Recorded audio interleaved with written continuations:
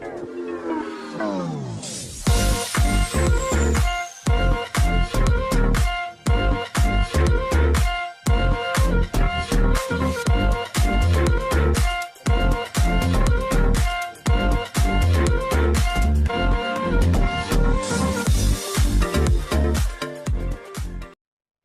sejahtera Malaysia, saudara-saudara, tuan-tuan dan puan.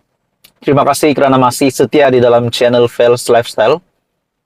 Hari ini, saudara-saudara, tuan-tuan dan puan, setelah kita digemparkan dengan penyelewengan dana RM2,3 bilion, tiba-tiba ada satu lagi artikel ataupun berita susulan berkaitan dengan anak bekas Perdana Menteri yang disiasat.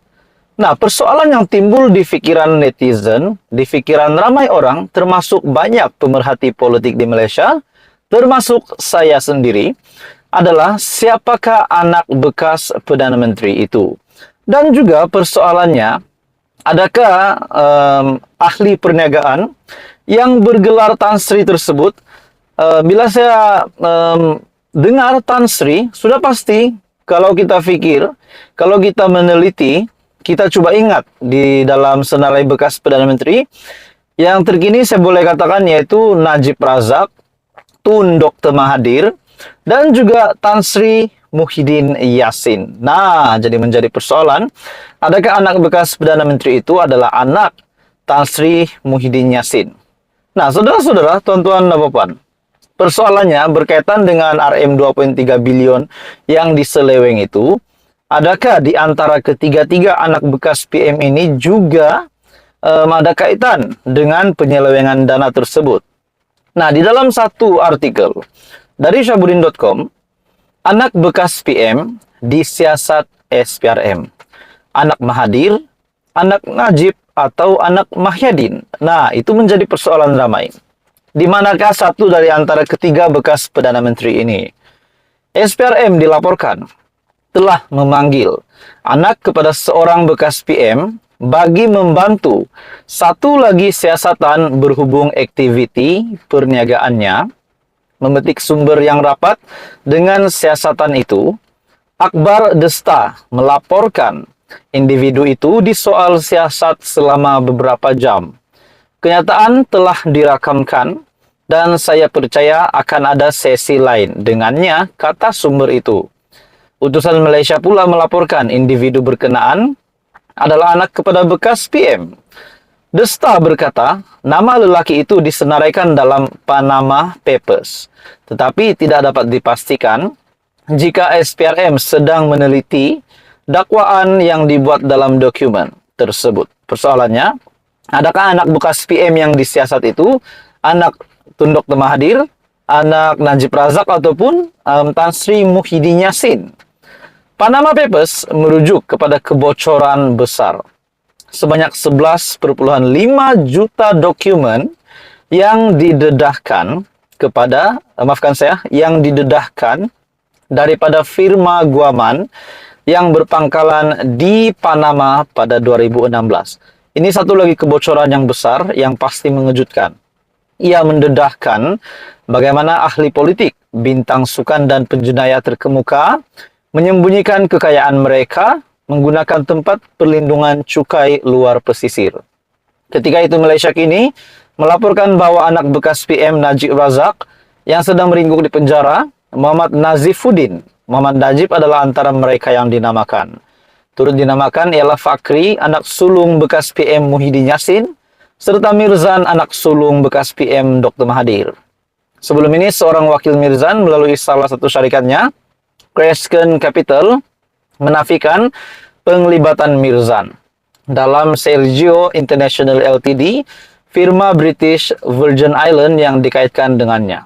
Nah, persoalan itu, berikutan kebocoran itu, bekas Menteri Kewangan Daim Zainuddin membidas Malaysia kini atas apa yang didakwanya sebagai obsesi yang tidak berkesudahan portal berita ini terhadapnya. Ini selepas Malaysia kini menyiarkan laporan mengenai pegangannya di luar pesisir. Nah, saudara-saudara, bagi saya ini satu lagi isu yang pasti menggemparkan ramai dan berkaitan dengan kebocoran maklumat ataupun sebanyak 11,5 juta dokumen yang didedahkan daripada firma Guaman yang berpangkalan di Panama pada 2016 sudah pasti mengejutkan senarai anak bekas PM ini. Jadi saudara-saudara, apa komen Anda? Teruskan bersama di dalam channel ini untuk info yang seterusnya. Jangan lupa tekan butang like, share, dan subscribe. Info padu, info hangat disediakan di dalam channel ini. Halo semua, salam sejahtera Malaysia. Tuan-tuan dan bapak semua, selamat datang ke channel Fels Lifestyle. Saudara-saudara, tuan-tuan dan bapak, satu kejutan besar dari SPRM hari ini, satu tangkapan besar, tangkapan yang pasti mengejutkan ramai. Dan ini bagi saya sudah pasti satu berita yang mendukacitakan kepada ramai pemimpin politik di Malaysia, di mana masih terdapat banyak kes rasuah yang berlaku, yang masih berlangsung, masih berleluasa di Malaysia. Hari ini saudara-saudara, kali ini pula dalam satu artikel panas yang saya ada lihat hari ini, Perdaya Kerajaan Sabah, SPRM reman 5 individu. Dalam artikel ini, Suruhanjaya Pencegahan Rasuah Malaysia menahan reman 5 individu kerana disyaki terlibat dalam kes berkaitan memperdaya Kerajaan Negeri Sabah bagi mengelak membayar royalti penjualan emas. Perintah reman selama 4 hari bermula sehingga 26 Mei telah dikeluarkan oleh Magistrate Syahsa Damia Sabtu di Mahkamah Magistrate Shah Alam Selangor pada Selasa.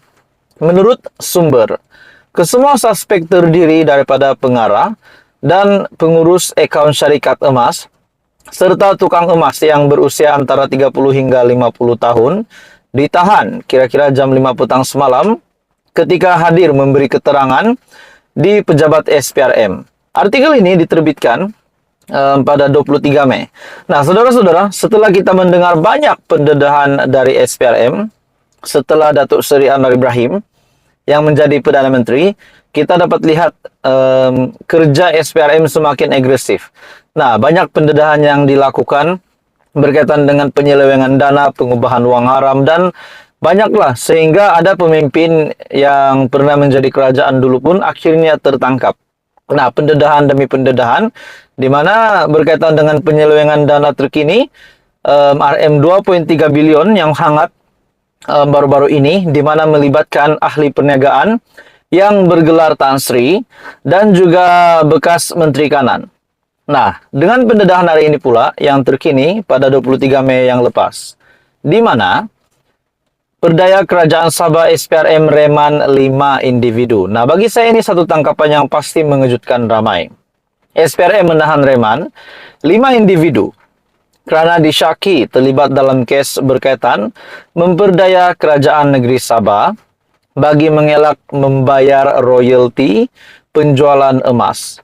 Namun begitu, jelas sumber, suspek dipercayai mengemukakan penyata jual beli emas yang mengandungi butiran palsu bagi mengelak daripada membayar royalti sebenar kepada Kerajaan Negeri Sabah. Sementara itu, pengarah kanan bahagian siasatan SPRM, Datuk Seri Hishamuddin Hasim, ketika dihubungi mengesahkan penahanan tersebut dan berkata, kes disiasat mengikut Seksyen 420 Kanun Keseksaan. Nah, bagi pendapat saya secara pribadi, mungkinkah tangkapan ini pasti mengejutkan ramai pemimpin di Malaysia?